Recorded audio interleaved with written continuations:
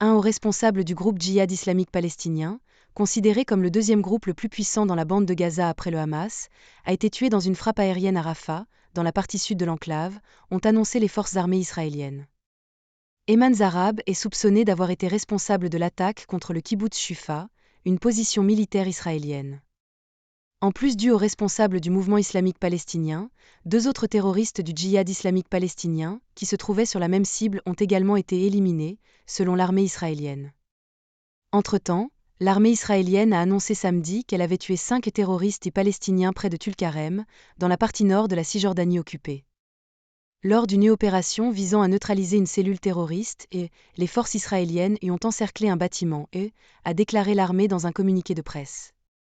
Après avoir été pris pour cible, les forces de sécurité ont répondu, notamment avec des missiles.